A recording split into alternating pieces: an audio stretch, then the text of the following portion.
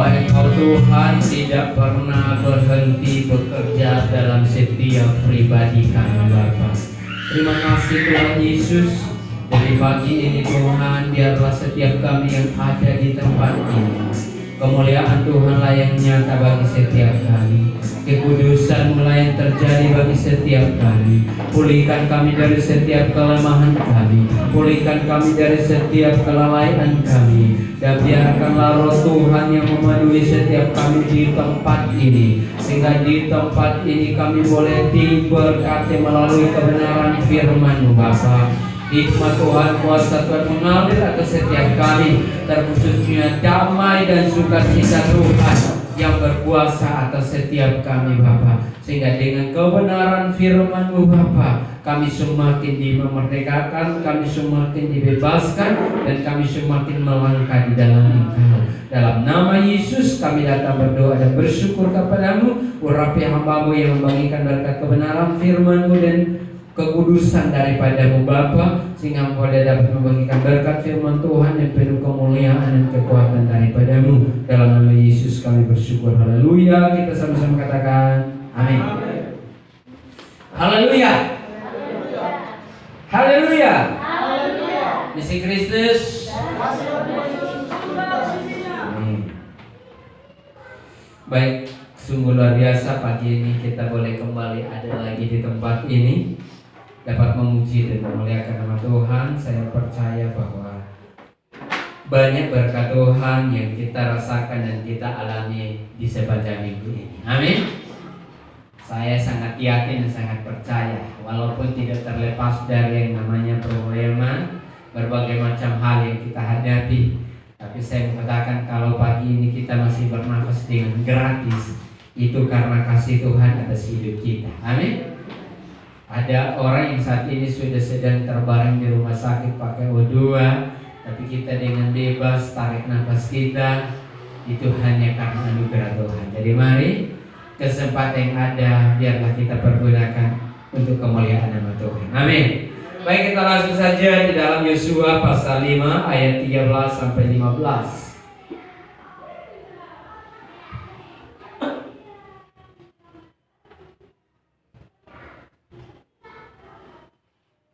Yosua pasal 5 ayat 13 sampai ayat yang ke-15.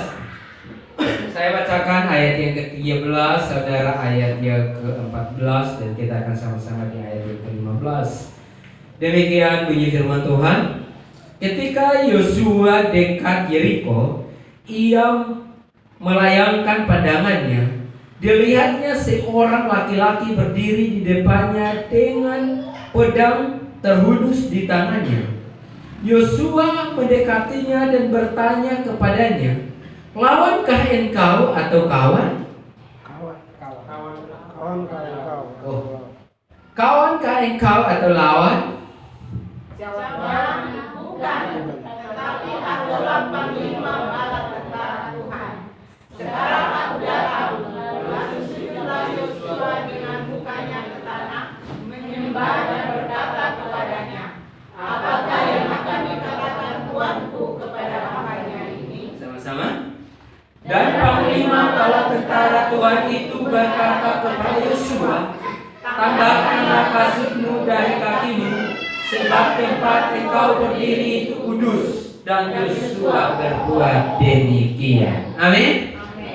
Baik saudara, kebenaran firman Tuhan ini akan memberkati kita dengan tema runtuhkan tembok Yeriko dalam kehidupan kita. Amin.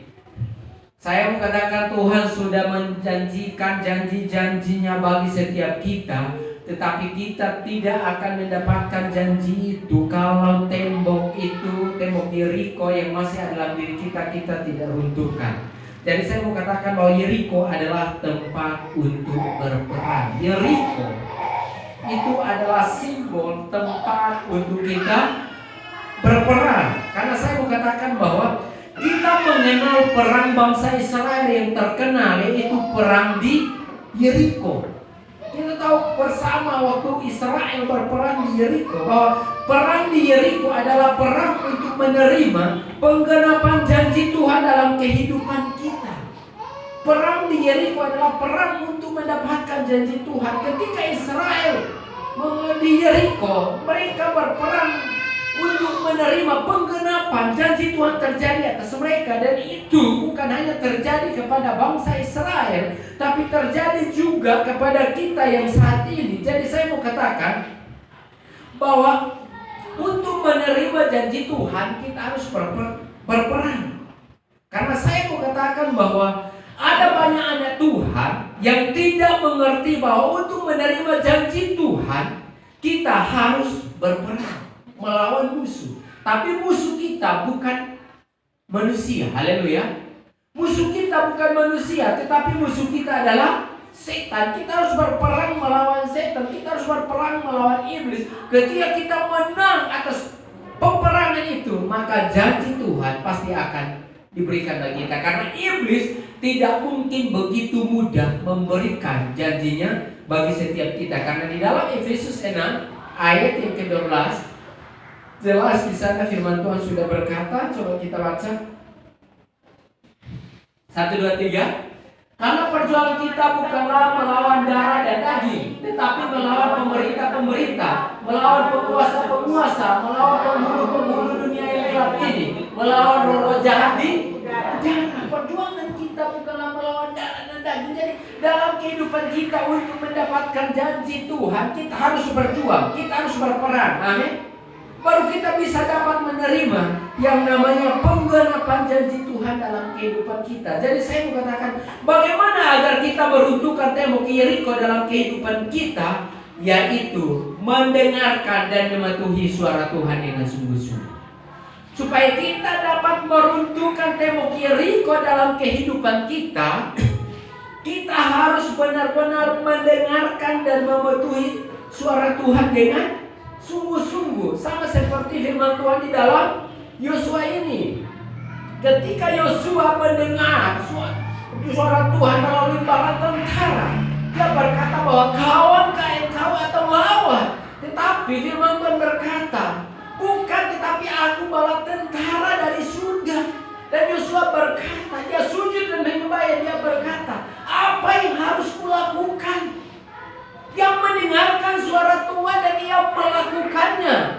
Maka Yosua menang, memimpin bangsa Israel untuk mendapatkan janji Tuhan digenapkan dalam kehidupan mereka. Tanpa kita mendengarkan suara Tuhan dengan benar pun, kita akan melakukan hal-hal yang kita mau, hal-hal yang kita suka tanpa sesuai dengan kebenaran firman Tuhan. Bahkan saya mau katakan bahwa untuk kita dapat meruntuhkan tembok Yeriko, kita harus dapat mendisiplin diri kita. Tanpa kedisiplinan juga kita tidak bisa dapat meruntuhkan tembok Yeriko. Yosua yang mendisiplin diri dengan selalu bangun pagi menyembah Tuhan.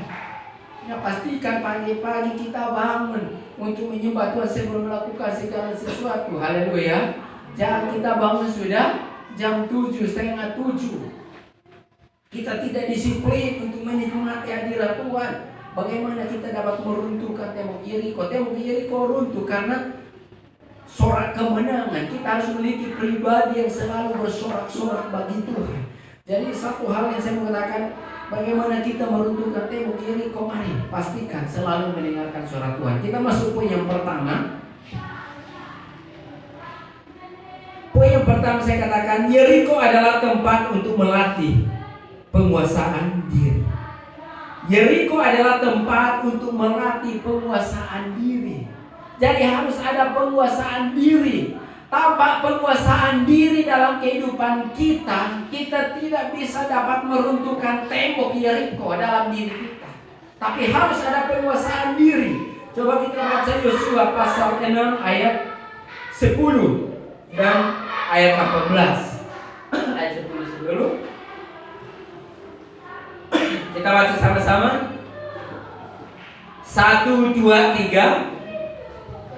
Tetapi Yosua telah memerintahkan kepada bangsa itu demikian, janganlah bersorak dan janganlah perdengarkan suaramu, sepatah kata pun jangan keluar dari mulutmu sampai pada hari aku mengatakan kepadamu, iya, bersoraklah, maka kamu harus bersorak. Amin.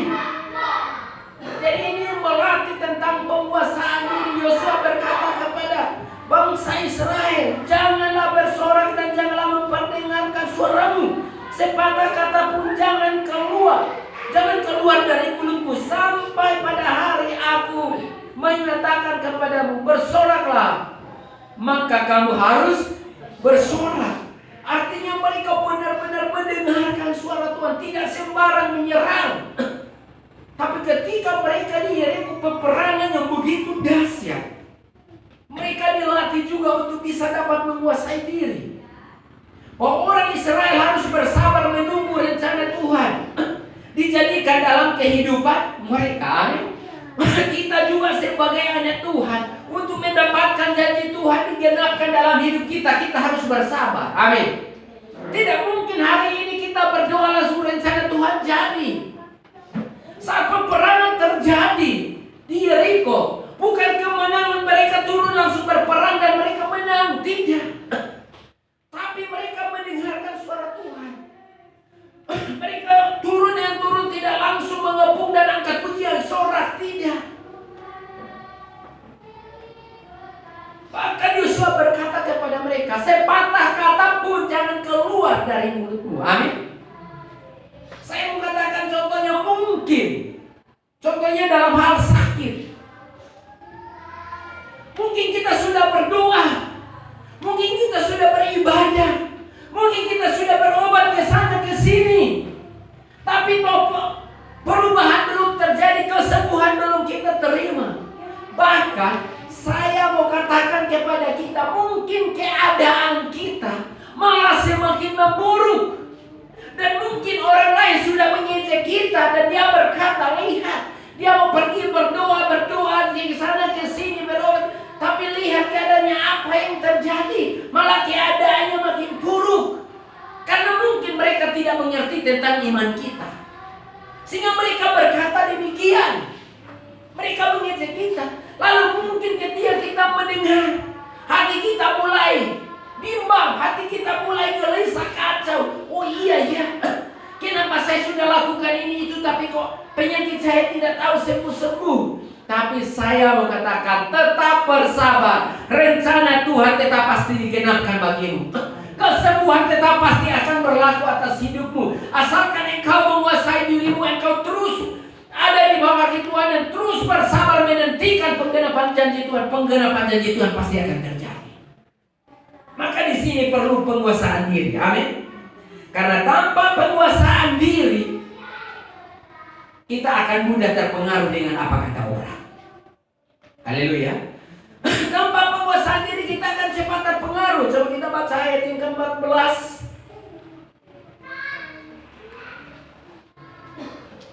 Satu, dua, tiga.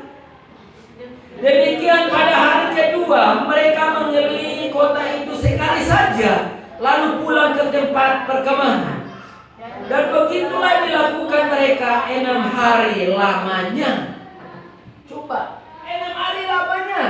Dan firman Tuhan berkata bahwa mereka hanya sekali saja mengelilingi kota kedua, cuma sekali saja pulang. Hari ketiga demikian, selama 6 hari. Mereka tidak langsung menyerang, tapi mereka bersabar mendengarkan suara Tuhan yang pasti. Kadang kenapa kita tidak mendapatkan janji Tuhan terjadi dalam kehidupan kita? Karena kita sendiri yang tidak bersabar menantikan janji Tuhan. Amin. Kenapa tidak ada penguasaan diri? Karena saya mau katakan bahwa perlu penguasaan diri dalam kehidupan kita. Amin. Karena orang menguasai dirinya tahu bahwa Tuhan belum berhenti bekerja. Orang menguasai dirinya, dia akan tetap tahu walaupun dia sudah berdoa keadaannya belum berubah. Dia tetap percaya bahwa Tuhan belum pernah berhenti bekerja. Tuhan masih bekerja. Dan Tuhan akan menjadikan segala sesuatu menjadi baik bagi kita yang mengasihi Dia. Amin. Asalkan ada penguasaan diri. Belajar kita kuasai diri kita. Karena tanpa penguasaan diri dalam kehidupan kita, kita tidak bisa dapat meruntuhkan tembok Yeriko dalam hidup kita. Tapi kita harus meruntuhkan tembok Yeriko dalam hidup kita, baru kita dapat menerima yang namanya janji Tuhan. Jadi harus ada penguasaan diri. Coba kita baca Roma 8 ayat 8.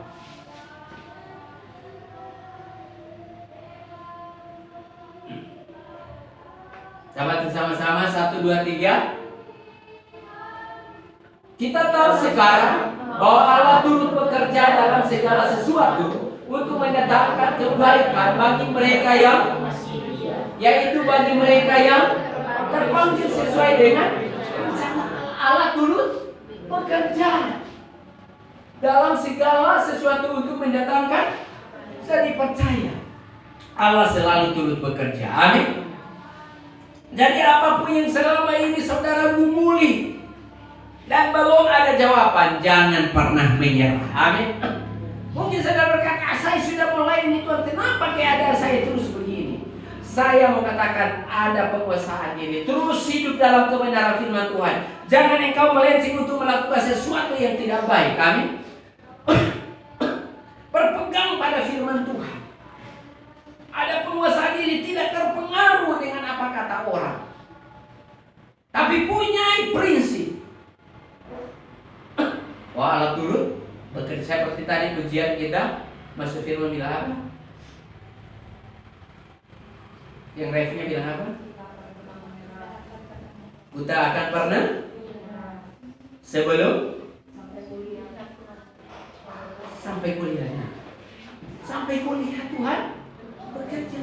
Jadi sebelum engkau melihat sesuatu yang baik terjadi atas hidupmu, jangan engkau menyerah. Terus dekatkan diri sama Tuhan. Amin. Terus mendekatkan diri saudara sama Tuhan. Ku tak akan pernah menyerah sebelum kulihat Tuhan bekerja atas hidupku. Ku tak akan pernah menyerah sebelum kulihat kesembuhan terjadi atas hidupku. Ku tak akan pernah menyerah sebelum kulihat masa depan yang terbaik terjadi atas hidupku. Ku tak akan pernah menyerah sebelum kulihat anak-anakku berubah semuanya. Amin. Tidak pernah Jadi ada penguasaan ini. Oh, Allah turut bekerja bagi orang-orang yang terpanggil sesuai dengan caranya, karena Dia mengasihi kita. Percaya, lambat atau cepat rencana Tuhan pasti akan terjadi. Amin. Apakah bangsa Israel begitu udah mendapatkan tanah perjanjian? Tidak. Harus melewati padang gurun, melewati laut Tebal. Sudah melewati padang gurun, harus melewati lagi sungai Yordan. Waktu Musa mati dan Yosua memimpin, mereka harus melewati lagi yang namanya sungai Yordan.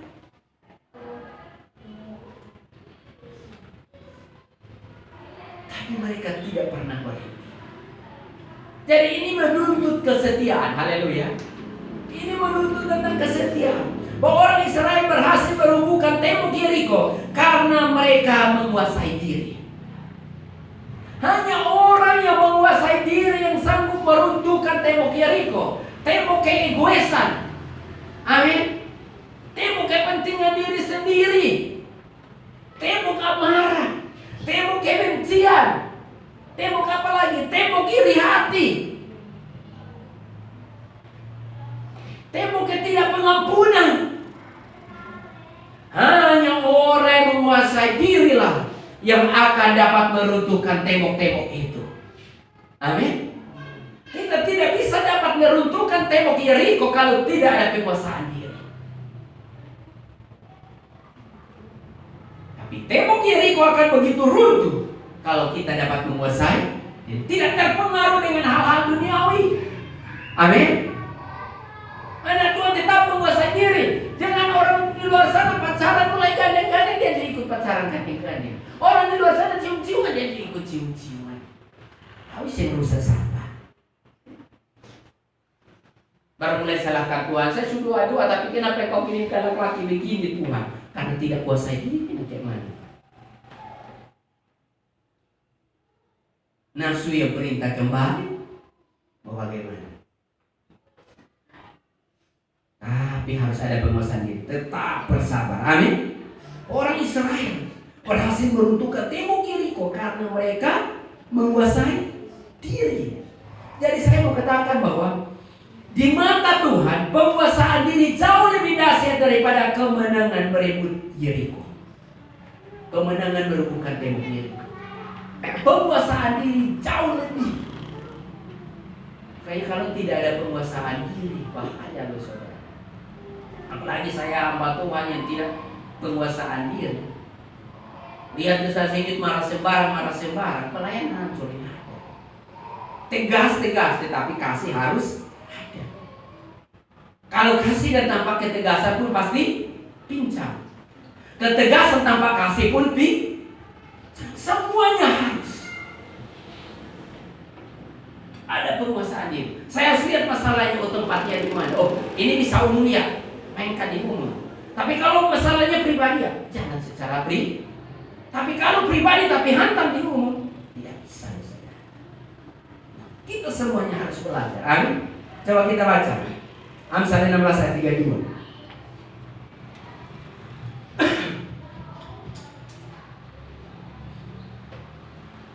Kita baca sama-sama. 1, 2, 3. Orang yang sabar melebihi seorang. Orang yang menguasai dirinya melebihi seorang yang merebut. Orang yang sabar melebihi seorang yang merebut kota. Artinya bagi Tuhan, penguasaan diri itu jauh lebih penting daripada kemenangan merubuhkan tembok Yeriko. Kalau tidak ada penguasaan diri itu sama dia. Tapi penguasaan diri ini penting. Dan memang untuk belajar penguasaan diri memang butuh proses. Amin. Butuh proses. Harus geser sana, geser sini, baru bisa. Untuk melatih kita bisa sabar tidak. Kalau tidak digeser sana, geser sini, kita tidak akan tahu bagaimana orang itu bersabar tidak. Masalah lain akan membuat kita teruji. Kita sabar tidak. Jadi mari, perlu penguasaan diri. Karena tanpa penguasaan diri, kemenangan tidak akan terjadi. Bahwa orang yang sabar melebihi orang pahlawan. Nah, kita tahu pahlawan itu adalah orang-orang yang berjuang untuk keamanan kota. Tapi di sini berkata orang menguasai dirinya melebihi orang yang merebut kota. Artinya orang yang dapat menguasai dirinya yang melebihi seorang pahlawan. Melebihi seorang pahlawan. Kalau kita dapat menguasai diri kita. Tapi kalau kita tidak dapat menguasai diri, asal hantam-hantam saja, bahaya juga saudara. Amin. Jadi Yeriko adalah tempat penguasaan diri. Jadi kita harus bersabar untuk menantikan penggenapan janji Tuhan terjadi atas hidup kita. Amin. Saya percaya semuanya kita merindukan penggenapan janji Tuhan. Kita harus bersabar untuk tanah kita saja, kita bersabar berapa tahun. Tinggal kita bersabar lagi untuk pembangunan. Tapi kita tetap ada di bawah kaki Tuhan. Berapa banyak saudara yang bersabar untuk menantikan janji Tuhan. Kalau saya dari waktu menikah harus bersabar selama 2 tahun lebih. Istri saya sampai ngomong yang aneh-aneh, tapi saya tanggapi positif. Kalau saya ditanggapi aneh-aneh, maka mungkin saya tidak tahu apa yang terjadi. Iya kan? Jadi semuanya harus bersabar. Yang penting tahu bahwa Tuhan itu tetap bekerja. Amin. Tuhan itu tetap bekerja. Tuhan itu tidak pernah berhenti bekerja. Cuman kita yang berhenti ikut Tuhan. Amin. Kita yang berhenti tidak hidup dalam firman Tuhan. Jadi perlu penguasaan diri. Ya. Orang di sana dulu di mana Saloki, jangan kita ikut-ikut Saloki. Amin. Orang di sana tarik asap seperti nelpot motor, kita jangan ikut-ikutan. Amin. Kita harus bisa sanggup menguasai diri. Hanya orang yang sanggup menguasai diri yang akan melihat penggenapan janji Tuhan terjadi. Tapi orang tidak sanggup dan cepat terpengaruh, jangan harap. Saya percaya Kak Vi waktu nikah habis dan bilang 1 tahun, ulang tahun pertama harus 3 orang, tetapi belum sampai. Saya percaya dia pasti ada terpengaruh juga, menunggu hampir 1 tahun baru dapat. Iya kan? Sampai Bapak Bantus ngomong yang wow. Iya kan? Tapi kami tetap bersabar. Sampai sekarang kita panggil nona pun Bapak. Semuanya butuh penguasaan diri. Orang yang tidak menguasai diri, saudara, coba saudara perhatikan apa yang akan terjadi dalam kehidupan. Tidak bersabar dalam mencoba sesuatu. Lampu ini kalau Alfa Edison tidak bersabar, saya rasa kita tidak nikmati terangnya. Berapa kali dia gagal? 1000 lebih. Tapi sampai dia terus coba sampai berhasil. Jangan pernah kalau hari ini kau ada karena kau pernah mengalami, tetapi kau punya kerinduan lain ini kau belum pernah mengalaminya, tetap nantikan sampai itu terjadi. Amin. Kita bersabar sampai itu terjadi. Jangan pernah berhenti. Kalau kita berhenti tidak akan bisa alami. Kita masuk poin yang terakhir. Poin yang kedua. Poin yang kedua saya katakan Yeriko adalah tempat di mana tembok diruntuhkan dan pintu dibukakan. Amin. Yeriko adalah di mana tembok dirubuhkan dan pintu dibukakan. Ketika kita meruntuhkan tembok-tembok pemisah di dalam diri kita yang membuat kita tidak menerima janji Tuhan, dan ketika kita menguasai diri kita dan kita meruntuhkan tembok itu, percaya pintu yang baru Tuhan bukakan bagimu. Haleluya. Haleluya. Saudara percaya ada pintu-pintu baru terbuka bagi saudara? Percaya. Kalau saya sangat-sangat percaya, maka saya mengatakan adalah penguasaan diri. Amin. Saya penguasaan diri. Jadi mari, poin kedua, Yeriko adalah tempat di mana tembok diruntuhkan dan pintu dibukakan. Jadi tembok-tembok pemisah kita dengan Tuhan membuat kita tidak mengalami berkat Tuhan, janji Tuhan, kita harus sanggup runtuhkan. Amin. Maka keegoisan kita harus runtuhkan. Berlutut di bawah kaki Tuhan. Berlutut di bawah kaki Tuhan sampai engkau melihat tembok itu runtuh. Jangan ada masalah engkau cengeng di rumah, tidak berdoa, tidak mau beribadah juga. Pokoknya semua tidak mau, kecuali kalau bisa dia keluar jalan saja. Itu bukan jalan keluar. Tapi itu jalan-jalan cari tambah lagi masalah baru, tambah stres lagi, tidak sanggup minum air dan mati tergantung dia. Ini tapi duduk di rumah puasa ini, duduk di bawah kaki Tuhan. Penguasaan diri itu perlu. Amin. Ya. Jadi saya mau katakan bahwa sekali Yeriko diruntuhkan tidak akan dapat dibangun kembali. Percaya. Sekali Yeriko diruntuhkan tidak dapat dibangun kembali. Ketika tembok Yeriko diruntuhkan, Yosua berkata bahwa orang yang membangun kembali tembok Yeriko itu harus membayar harga yang mahal, yaitu untuk membangun temboknya dia harus membayar harga yang mahal, itu anaknya yang sulung, dan untuk membangun pintu-pintunya dia harus membayar anaknya yang bungsu. Itu Yosua berkata demikian, dan itu terjadi. Bahwa orang yang berusaha membangun Yeriko akan membayar mahal. Ketika saudara sudah runtuhkan tembok Yeriko dalam hidup saudara, ketika iblis mau membangunnya kembali, bayarannya lumayan. Dan percaya, sekali Yeriko runtuh tidak bisa dapat dibangun. Coba kita baca Yosua 6 ayat 26. Yosua 6 ayat 26.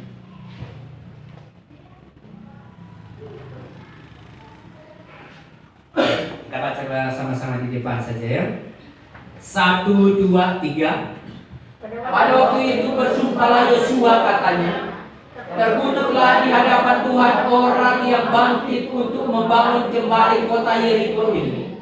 Dengan membayarkan nyawa anaknya yang sulung, ia akan meletakkan dasar kota itu. Dan dengan membayar nyawa anaknya yang bungsu, ia akan memasang pintu gerbangnya.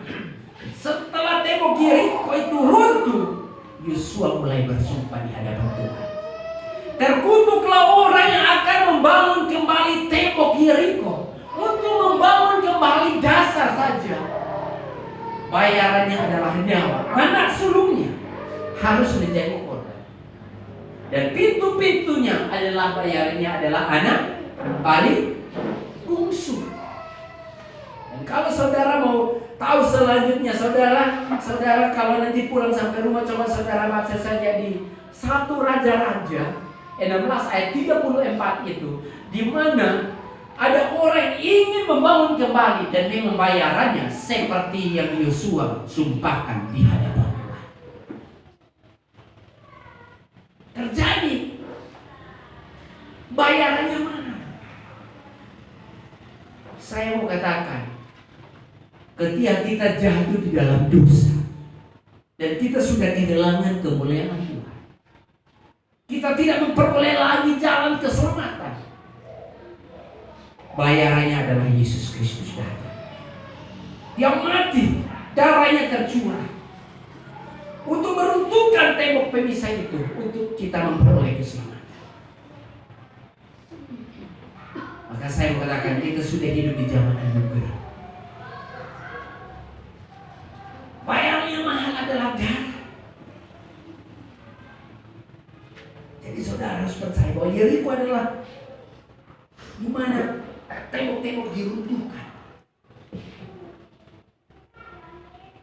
Bayarannya mahal, saudara. Atau saudara mau tahu, coba kita baca tambahan saja. Share tambahan, coba 1 Raja-Raja kita baca saja. 16, coba kan? 1 Raja-Raja 16. Bahwa bayarannya mahal, saudara. Ketika orang ingin membangun kembali, memang bayarannya adalah anak sulung dan anak bungsu. Kalau ketika kita jatuh dalam dosa, memang bayarannya itu. Kalau kita tidak berani bayar harga, kita tidak bisa mendapatkan janji Tuhan. 1 Raja-Raja 16 ayat 34.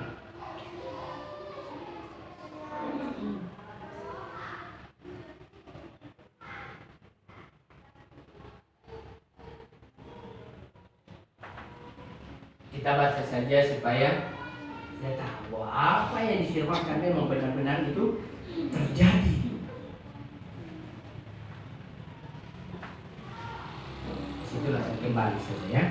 Oke, kita baca saja, tambahan saja. 1, 2, 3. Pada zamannya itu orang Betel bangun kembali Yeriko dengan membayarkan nyawa Abira, anaknya yang sulung, yang meletakkan dasar kota itu, dan dengan membayarkan nyawa Segub, anaknya yang bungsu, ia memasarkan pintu gerbangnya sesuai dengan firman Tuhan yang diucapkannya dengan perantaraan Yosua bin.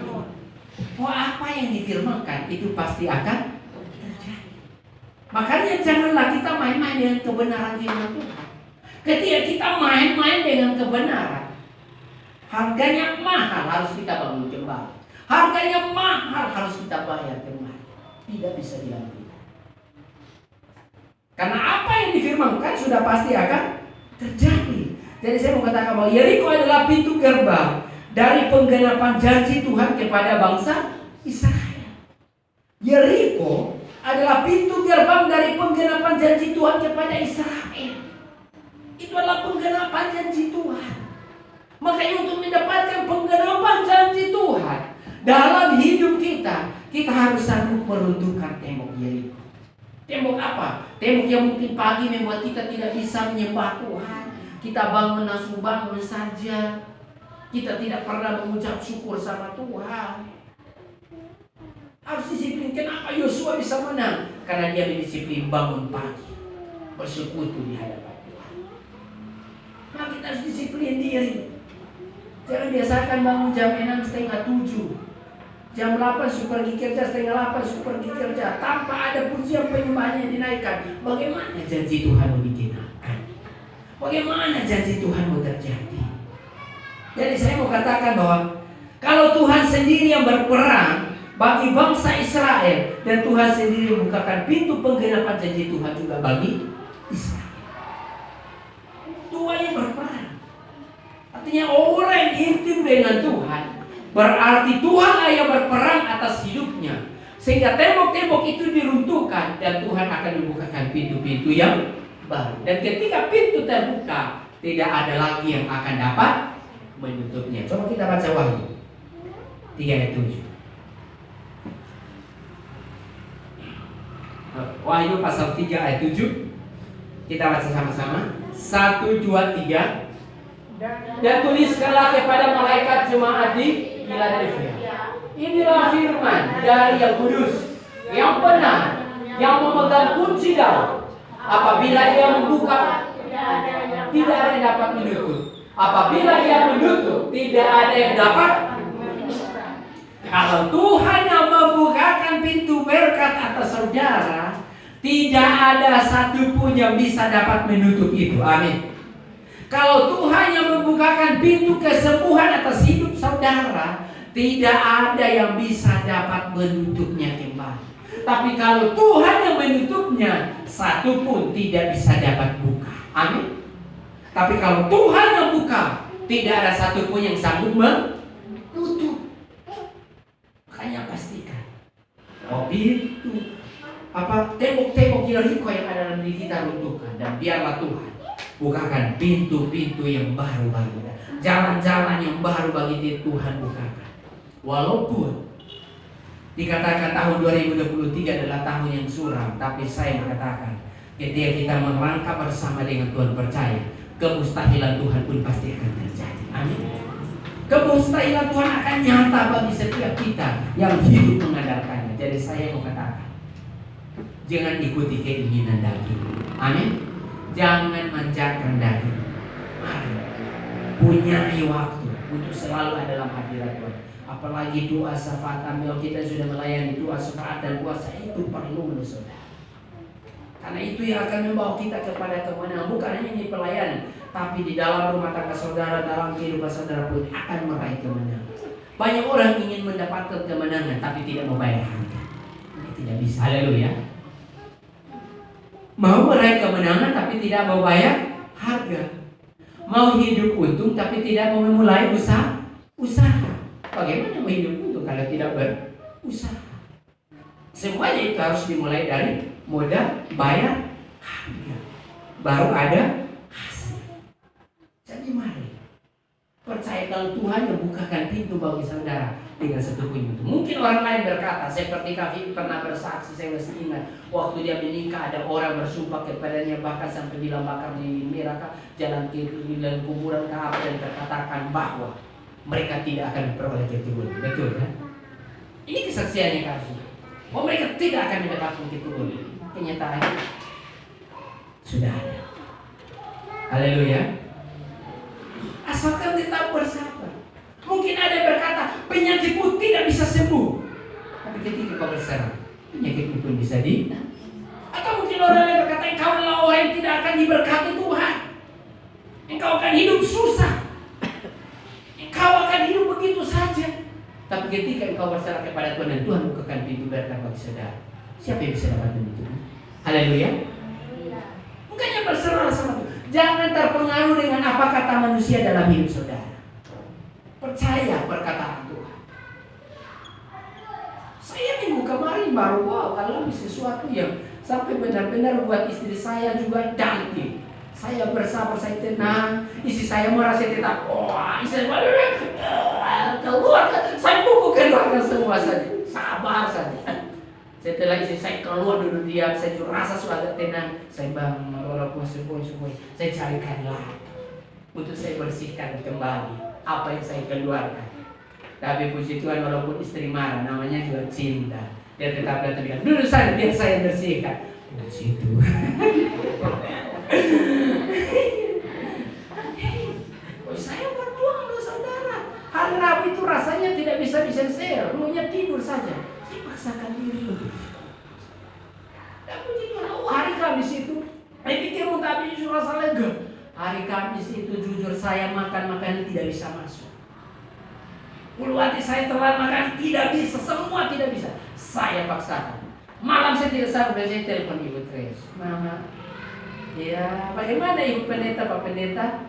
Karena saya pakai Ibu Pendeta pun nomor. Jadi waktu ngomong rambang, kenapa ngomong rambang? Karena kadang bilang Ibu, jawabnya saya Saya bilang, mama masih ada gula air kok. Saya minta dong. Begini baru minta, tadi tawarkan sonde mau. Ini semua habis, ini bapak minta, ini ke mana ini? Saya ini memang sonde bisa, mama. Besok baru bawa justru apa-apa, mama. Yang penting mama bawa. Ternyata malam itu pun orang tua langsung rela antarkan. Dan ketika saya minum puji Tuhan, mulai ada pemulihan. Sampai sekarang saya bisa berdiri. Dan jujur untuk persiapkan firman ini pun saya berjuang. Karena dalam minggu ini sesuatu yang tapi saya harus berani menentukan. Bahkan tadi malam saya harus duduk di bawah. Kemarin tadi malam saya duduk di bawah itu.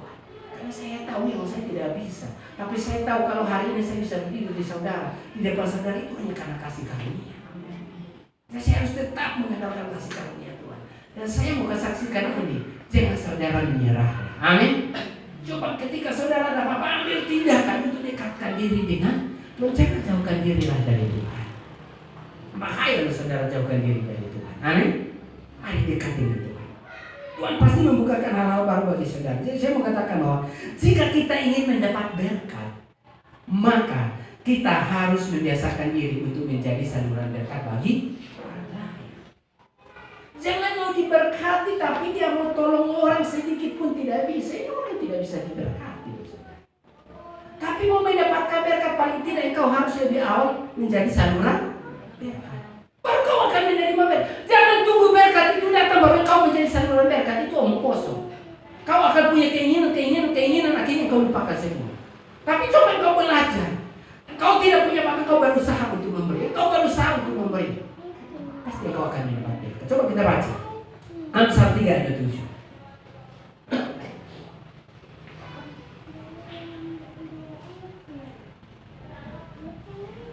Kita baca sama-sama. 1, 2, 3. Janganlah menahan kebaikan daripada orang-orang yang berhak menerimanya, padahal engkau mampu melakukannya dia. Padahal, jadi firman Tuhan berkata, jadi saluran berkat itu yang kita bisa, bukan yang tidak kita bisa. Haleluya. Nah, kalau kita bisa lakukan, tetapi kita tidak mau. Nah, ini yang ini bermasalah loh saudara. Kalau kita bisa lakukan, tapi kita tidak mau lakukan itu. Lo memang tidak pantas ditolong dia. Engkau sanggup, engkau bisa lakukan itu. Coba lakukan saja. Pasti ada cara Tuhan untuk membukakan berkat. Percaya. Jadi saya mau katakan kepada kita bahwa janganlah kita menahan kebaikan kita. Padahal itu kita bisa lakukan. Tapi kita tahan. Naik motor, lihat orang jalan kaki, padahal dia bisa muat di kanan. Dia kata, saya buru ini jalan, saya agak cepat sedikit nih. Lama, tidak apa-apa. Amin. Apa yang kita bisa lakukan? Lakukan saja. Tidak harus uang, tidak harus harta. Tenaga pun bisa. Amin.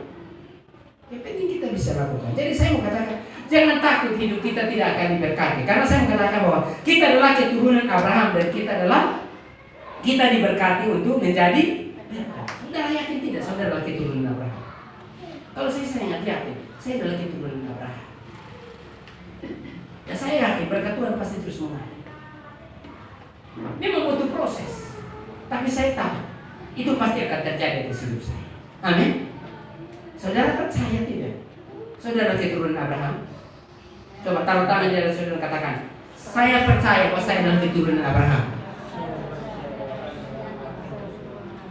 Keturunan Abraham bukan keturunan yang belit. Haleluya. Keturunan Abraham bukan keturunan yang menahan kebaikan. Tidak lakukan apa yang bisa lakukan.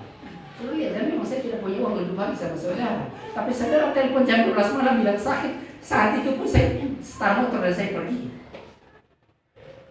Walaupun saya tidak kasih uang, saya hanya doakan dalam nama Yesus. Tapi saya tahu bahwa nama itu sanggup melakukan hal yang lebih besar atas hidup saudara. Mau jam berapa saudara telepon, pasti saya akan berangkat. Kecuali saya di luar kota, itu cerita pasti beda. Tapi kalau saya ada di rumah, apapun itu, walaupun kadang istri saya bilang tunggu, istri saya tunggu dulu sudah itu pulang, nanti istri saya akan cara. Kalau memang orang lagi pun buat apa? kita adalah keturunan Abraham. Jangan menang. Coba kita baca. Ini terakhir, Kejadian 12 ayat 3. Abraham waktu dipanggil tidak punya apa-apa. Bahkan saat Abraham dipanggil meninggalkan segala sesuatu. Amin. Oke, kita baca sama-sama. 1, 2, 3. Aku akan memberkati orang-orang yang memberkati engkau, dan mengutuk orang-orang yang, dan olehmu semua kaum akan mendapat berkat. Kalau kita baca seterusnya ayat pasal 12 ini, kita akan tahu waktu Abraham dipanggil. Dia meninggalkan semuanya, rumah ayahnya, sanak saudaranya, harta orang tuanya. Dia tinggalkan dan dia jalan ke tempat yang ia tidak tahu dan dia tidak bawa apa-apa. Tapi dia berkata, olehmu semua orang akan dapat berkat. Jadi janganlah menahan kebaikan. Amin. Menahan kebaikan terhadap orang lain. Apalagi apa menjadi bagiannya Tuhan. Contohnya, karena bagiannya Tuhan pun kita tahan. Kita tahu bahwa milik Tuhan itu kita harus kembalikan. Tapi karena kita masih menahan. Tapi mau diberkati. Nah, saudara, saya rindu semuanya kita melakukan apa yang kita bisa lakukan. Amin. Karena kita adalah keturunan Abraham yang pasti diberkati, tidak bilang tidak. Keturunannya pasti diberkati. Asalkan hidup sungguh dalam kebenaran firman Tuhan, lakukan segala sesuatu dengan tulus. Jadi pastikan bahwa tembok ini adalah tempat di mana tembok diruntuhkan dan pintu-pintu dibuka.